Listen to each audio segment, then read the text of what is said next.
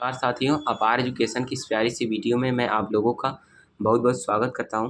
Friends, आज की इस वीडियो हम लोग देखने वाले हैं कक्षा 12 गणित आव्यूह। ठीक है, इस चैप्टर हम लोग स्टार्ट करने वाले हैं एंड डिटेल में इसकी पूरी क्या है थ्योरी एंड क्या कौन से हमारे कॉन्सेप्ट हैं, फार्मूले क्या हैं, पूरा इस वीडियो में हम लोग डिटेल में कवर करने वाले हैं। इसका पहला वाला चैप्टर जो कि हमारा था प्रतिलोम त्रिकोणमितीय फलन, इनवर्स ट्रिग्नोमेट्री फंक्शन, उस चैप्टर को हम लोगों ने डिटेल में कवर कर लिया है। ठीक है, एक एक क्वेश्चन को हम लोगों ने डिटेल में सॉल्व किया है।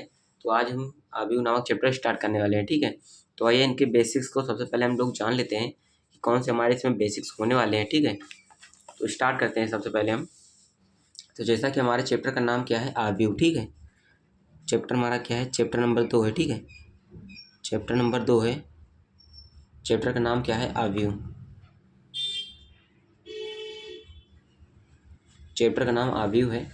ठीक, तो आव्यूह का जो हमारा सिंबल होता है किस प्रकार से होता है पहले मैं आपको बता देता हूँ। ठीक, तो इसको इंग्लिश में बोला जाता है मैट्रिक्स। मैट्रिक्स, ठीक है, MATRICES होता है। ठीक है, मैट्रिक्स बोला जाता है। अब देखिएगा, जो आव्यूह का सिंबल होता है वो कुछ इस प्रकार से होता है, ये बड़े ब्रैकेट के जैसा होता है। ठीक, ये हमारा होता है आव्यूह,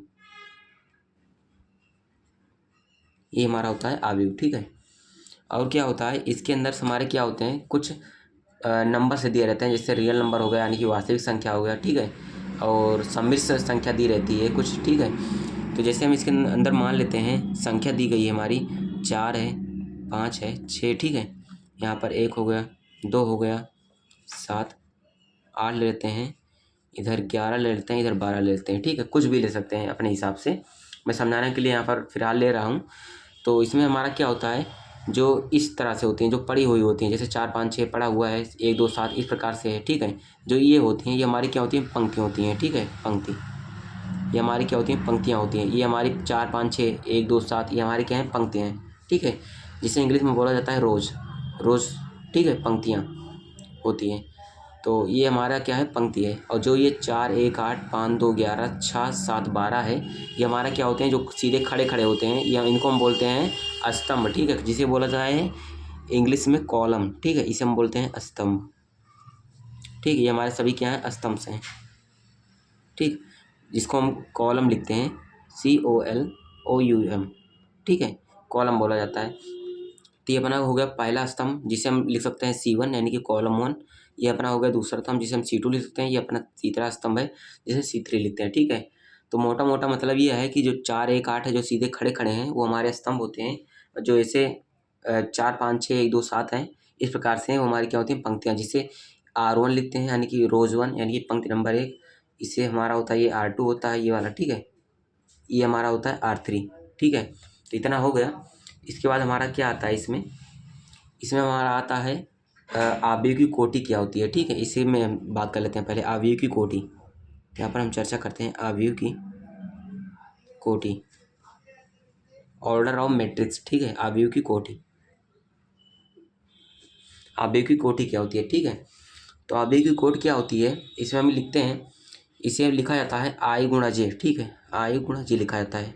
ठीक, ऐसे लिख देते हैं, I गुणा J लिखा जाता है, जिसमें I क्या होती है, I होती है पंक्तियों की संख्या। ठीक है, यानी कि नंबर्स ऑफ रोज। ठीक है, पंक्तियों की संख्या, पंक्ति की संख्या। और जे क्या लिखा जाता है, जे क्या होता है, स्तंभों की संख्या। ठीक है, कितने स्तंभ है, अभी मैं आपको बताता हूँ कैसे देखा भी जाता है, स्तंभों की संख्या। ठीक है, ये होती है, आई होती है पंक्ति की संख्या, और जे क्या होता है, स्तंभों की संख्या। तो इस मैट्रिक्स में अगर हम लोग देखना चाहें, इस मैट्रिक्स का हम नाम ले लेते हैं, ए होता है। ठीक है, इसका नाम रख लेते हैं एक, तो ज़्यादा सही रहेगा। देखिएगा, तो आव्यूह की कोटि मैंने बताया I गुणा J होता है, जिसमें I होती है पंक्ति की संख्या। देखिएगा, पंक्ति कितनी है, एक पंक्ति है, मैंने एक पंक्ति हो गई, ये दूसरी पंक्ति हो गई, ये तीसरी पंक्ति हो गई, यानी कि पंक्तियों की संख्या क्या है, 3 है इसमें, तो हो गया 3। गुणा है तो गुणा लगा लेते हैं। जे क्या होता है, स्तंभों की संख्या, तो स्तंभ कितने हैं, एक स्तंभ, 2 स्तंभ, 3 स्तंभ। ठीक है, तो इसमें स्तंभ की संख्या क्या है, 3 है। तो यानी कि पंक्तियों की संख्या जितनी है उतनी ही स्तंभों की संख्या है। तो आव्यूह की कोटि जो निकली वो 3 गुणा 3 निकली। ठीक है, इसका मल्टीप्लाई करके 9 नहीं लिखना है आपको। ठीक है, बस केवल क्रॉस में ही लिखना है, 3 गुणा 3 लिख देना है। ठीक है, और एक होता है क्या, अगर 9 माना आप लिख लेते हैं तो क्या होता है, अवयवों की संख्या। ठीक है, मतलब कितने एलिमेंट इसके अंदर उपस्थित हैं, इस अपने अवयव के अंदर, ठीक है, अवयवों की संख्या। अगर अवयवों की संख्या निकालें हम लोग, तो अवयव की कोटि अपन लोगों ने निकाल लिया है। क्या आया है? 3 × 3। और इन 3 × 3 का अगर मल्टीप्लाई कर दें तो 9 आ रहा है, तो अपना क्या होगा? 9 हो जाएगा, ठीक है। यानी कि अगर इसका जो हमारा कोटि निकलेगा, अगर उसका हम गुणा करके लिख दें तो हमारा क्या आ जाता है? अवयवों की संख्या। अगर कोटि लिखना है तो केवल क्रॉस में ही लिखना है, 3 × 3 ऐसे करके छोड़ देना है आपको, ठीक है। अगर अवयव की संख्या पूछे तो गुणा करके जितना आ रहा है उसको लिख देना है, ठीक। तो ये होता है अपना अवयव की कोटि, ये होता है अवयवों की संख्या, ठीक है। इतना हो गया। उसके बाद क्या आता है देखिएगा आप लोग, यहाँ पर देखिए वैसे ही दिया भी गया है। देखिए ये क्या है? 15 6 है, 10 12 13 5 है, ठीक है। तो 15 6 पहली पंक्ति हो गई, 10 12 दूसरी पंक्ति हो गई, 13 5 तीसरी पंक्ति, ठीक है। ये जो खड़ा खड़ा है 5 10 13, ठीक है, 6 2 5, ये अपना क्या है? ये पहला स्तंभ हो गया, ये दूसरा स्तंभ हो गया, ठीक। इसी प्रकार से मैंने आपको भी बताया है, तो ये अपना हो जा रहा है। इसके बाद देखिए यहाँ पर दिया क्या गया है? अवयव की कोटि दी गई है, देखिएगा यहाँ पर, ये देखिए अवयव की कोटि दी गई है, यानी कि ऑर्डर ऑफ मैट्रिक्स, ठीक है। ये देखिए ये दिया गया है अवयव की कोटि। तो यहाँ पर क्या है? देखिए ये दिया गया है यहाँ पर ए बराबर ए अपना क्या है? एक मैट्रिक्स है, ठीक है, अवयव है, ठीक। और उसमें क्या है? ए बराबर ए आई जे दिया गया है। आई क्या है? पंक्ति है, जे क्या है? स्तंभ है, ठीक है। ए मतलब क्या? आई मतलब क्या होता है? आई जो एलिमेंट इसमें लिखे, जैसे यहाँ पर देखिए A11 लिखा है, A12 लिखा है, A13 लिखा है, ठीक है। इसका मतलब क्या होता है मैं आपको बताता हूँ फिर से। A11 का मतलब क्या हुआ? A1 का मतलब हो रहा है पहला, तो पहली पंक्ति है, ठीक है, पहली पंक्ति है। दूसरे 1 का मतलब क्या है? पहला स्तंभ है, ठीक है। इसका मतलब ये होता है। इसमें क्या हुआ? A1 का मतलब हुआ पहली पंक्ति, देखिए जैसा कि पहली पंक्ति में, और 2 का मतलब क्या हुआ? दूसरे स्तंभ में। देखिए पहला स्तंभ था, ये दूसरा स्तंभ, तो इसका मतलब यही होता है आई जे का मतलब इसमें। और M × N जो दिया है वो क्या होती है? कोटि होती है। जैसा कि यहाँ पर M × N ऐसे देखिए छोटे में लिखा गया है, ठीक है, M × N। तो पहले ऐसे लिखते हैं, उसके बाद में इसके पीछे बगल में क्या करते हैं? उसकी कोटि लिख देते हैं, ठीक है। यानी कितने एलिमेंट है, नंबर ऑफ पंक्ति और नंबर ऑफ स्तंभ, ठीक है, वो यहाँ पर लिख देते हैं। तो इसका मतलब ये हुआ, इसमें क्या है? A21 का मतलब क्या हुआ? दूसरी पंक्ति। देखिए जैसे कि यहाँ पर दूसरी पंक्ति है, पहली पंक्ति थी, ये दूसरी पंक्ति है, ठीक। तो ये दूसरी पंक्ति, और 1 का मतलब क्या हुआ? पहला स्तंभ में है, ठीक। A22 का मतलब क्या हुआ? 2 का मतलब हुआ कि दूसरी पंक्ति है, और 2 का मतलब दूसरे स्तंभ में है, ठीक है। इसका मतलब यही होता है अपना। अब देखिए, तो अपन लोगों ने अवयव की कोटि भी जान ली। इसके बाद में बात करते हैं यहाँ पर क्या दिया गया है, देखिएगा अवयवों के प्रकार, यानी कि टाइप्स ऑफ मैट्रिक्स क्या होते हैं, ठीक है। तो इसके बारे में हम लोग जान लेते हैं। सबसे पहला अपना क्या दिया गया? स्तंभ अवयव, यानी कि कॉलम मैट्रिक्स क्या होता है? स्तंभ का मतलब क्या है? कि केवल उसमें स्तंभ भी रहे, ठीक है, उसमें पंक्ति ना हो। जैसे कि यहाँ पर दिया गया है, और स्तंभ हो भी तो केवल एक ही स्तंभ हो, ठीक है। जैसे कि यहाँ पर दिया गया है, एक अवयव स्तंभ अवयव कहलाता है, उसमें यदि केवल एक स्तंभ हो। जैसे कि यहाँ पर देखिए केवल एक ही स्तंभ दिया गया है, ठीक है, दूसरा स्तंभ नहीं है यहाँ पर, ठीक है। तो स्तंभ केवल एक ही होना चाहिए, तो वही हमारा क्या होता है? स्तंभ अवयव होता है, ठीक है। जैसे कि यहाँ पर लिखा गया है 4 × 1 लिखा गया है। 4 × 1 का मतलब क्या हुआ? 4 तो अपनी क्या हो गई? पंक्ति हो गई। पंक्ति कैसे 4 हुई? ये पहली पंक्ति, ये दूसरी पंक्ति, ये तीसरी पंक्ति, ये चौथी पंक्ति। और 1 का मतलब क्या हुआ? स्तंभ एक है, तो यहाँ पर देखिए केवल स्तंभ तो एक ही है, ठीक। तो 4 × 1 लिखा है इसलिए। अब देखिए यहाँ पर पंक्ति अवयव क्या होता है, यानी कि रो मैट्रिक्स क्या होता है। यहाँ पर था स्तंभ अवयव, यहाँ पर है पंक्ति अवयव। तो आप लोगों ने स्तंभ में पढ़ा था केवल एक स्तंभ हो, तो पंक्ति में आप लोगों को पता लग गया होगा केवल पंक्ति हो। तो यहाँ पर देखिए पंक्ति क्या है? -1/2 है, √5 2 3 है, ठीक है। इसमें केवल पंक्ति ही है, ठीक। तो इसमें स्तंभ का नाम नहीं है। स्तंभ केवल है भी तो 1 2 3 4 स्तंभ है, ठीक है। ऐसे ऐसे करके जो हमारे होते हैं स्तंभ होते हैं। तो पहला स्तंभ है, ये दूसरा स्तंभ, ये तीसरा, ये चौथा स्तंभ है, ठीक। और ठीक है, और पंक्ति क्या है? पंक्ति केवल एक ही है, -1/2 केवल एक ही पंक्ति है, ठीक। तो 1 × 4 का ये अपना क्या है? कोटि का एक पंक्ति अवयव है। इसके बाद बात आता है वर्ग अवयव क्या होता है, ठीक है, जिसे बोला जाता है स्क्वायर मैट्रिक्स। तो स्क्वायर मैट्रिक्स में क्या होता है? M × N दिया गया है, ठीक है, एक अवयव है, एक वर्ग अवयव कहलाता है यदि क्या हो? M = N हो। इसका मतलब क्या हुआ? जितने उसमें पंक्ति हों उतने ही उसमें स्तंभ भी हों, ठीक है। यहाँ पर दिया होगा, देखिए एग्जाम्पल दिया है, आपको दिखाता हूँ मैं, देखिएगा यहाँ पर दिया है। जैसे देखिए इसमें एक पंक्ति, दो पंक्ति, तीन पंक्ति है। उसके बाद स्तंभ देखते हैं, पहला स्तंभ, दूसरा स्तंभ, तीसरा स्तंभ है, ठीक है। तो यानी कि क्या है? कि जितनी पंक्ति हैं उतने ही स्तंभ है। इसका मतलब क्या है? दिया गया जो अवयव है वो क्या है? स्क्वायर मैट्रिक्स, यानी कि वर्ग अवयव है, ठीक है।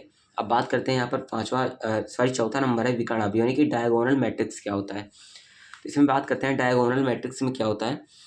तो जो डायगोनल हो यानी कि जो विकर्ण हो वो क्या हो, केवल विकर्ण में संख्याएं दी गई हों और जितने भी और एलिमेंट हैं वो क्या हो, जीरो हों। जैसे कि यहाँ पर दिया गया है, केवल ये देखिए जो डायगोनल है उसमें ही हमारे क्या है, नंबर से दिए गए हैं और बाकी तो क्या है, जीरो हैं। ठीक है, ये यहाँ पर भी देखिए केवल विकर्ण में ही नंबर्स हैं और बाकी क्या है, एलिमेंट जीरो है। ठीक है, तो हमारा क्या होता है, विकर्ण अवयव केवल ऐसे ऐसे जो हों उसी में नंबर हों। ठीक, अपन हो गया विकर्ण अवयव। अब देखिए अदिश अवयव क्या होता है, इंग्लिश में बोलते हैं स्केलर मैट्रिक्स। ठीक है, उसकी बात कर लेते हैं।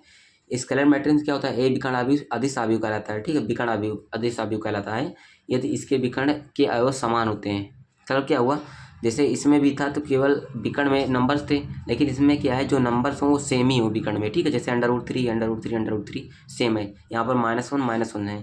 ठीक है, और बाकी सभी एलिमेंट क्या होने चाहिए, जीरो होने चाहिए, जैसे कि यहाँ पर लिखा है, केवल विकर्ण में नंबर सेम होने चाहिए। ठीक है, अब देखिए ये हो गया अपना अदिश अवयव। अब यहाँ पर दिया क्या गया है, तत्समक अवयव क्या होता है, यानी कि आइडेंटिटी मैट्रिक्स क्या होता है। ठीक है, तो आइडेंटिटी मैट्रिक्स क्या होता है, अगर दिए गए जो विकर्ण हों वो केवल 1 1 हो और सभी जो हमारे अवयव हों वो केवल जीरो हों। ठीक है, तो हमारा क्या होता है, तत्समक अवयव होता है। यहाँ पर लिखा है एक वर्ग अवयव जिसके विकर्ण के सभी अवयव एक होते हैं। देखिए विकर्ण के सभी अवयव एक हों तथा शेष अन्य सभी अवयव शून्य होते हैं। ठीक है, और सभी अवयव जो दिए गए हैं वो हमारे क्या होते हैं, जीरो होते हैं। तो अपना होता है आइडेंटिटी मैट्रिक्स। ठीक, अब बात करते हैं हमारा छठवां क्या है, शून्य अवयव क्या होता है। ठीक है, जीरो मैट्रिक्स। तो जीरो मैट्रिक्स साफ साफ नजर आ रहा है, एक अवयव शून्य अवयव होता है यदि सभी पद उसके क्या हों, रिक्त हों। ठीक है, एम्प्टी हों। देखिए यहाँ पर क्या है, जीरो है, जीरो यानी कि सभी जो अवयव दिए गए हैं शून्य हों, तो हमारा क्या होता है, शून्य अवयव कहलाता है। ठीक है, जीरो मैट्रिक्स। उसके बाद क्या है, अवयवों की समानता क्या होती है। ठीक है, यानी कि इक्वलिटी ऑफ मैट्रिक्स क्या होता है, इसकी बात करते हैं।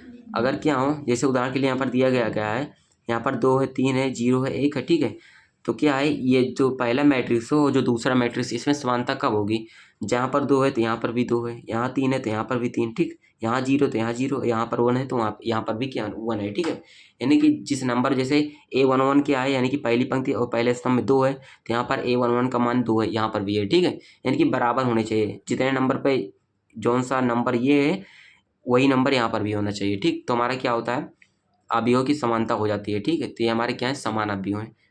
ठीक, तो इतना हो गया हमारा। इसके बाद क्या होता है, उसके बाद हमारे उदाहरण दिए गए हैं। ठीक है, यहाँ पर तो अब हमारा आता है प्रश्न वाली 3.1। ठीक है, तो इसकी बात हम लोग नेक्स्ट वीडियो में करेंगे। तो इस आई होप आशा करता हूँ जो ये हमारा अवयव का जो कॉन्सेप्ट था, कॉमन कॉन्सेप्ट थे, जो हमारे फार्मूले थे, ठीक है, बेसिक्स थे, आप लोगों को समझ में आ गया होंगे। ठीक है, अगर सर वीडियो पसंद आई है तो वीडियो को प्यारा सा लाइक कर दें। ठीक है, ज़्यादा से ज़्यादा शेयर करें। मिलते हैं आपको किसी और एक नए प्यारे से वीडियो के साथ, तब तक के लिए धन्यवाद।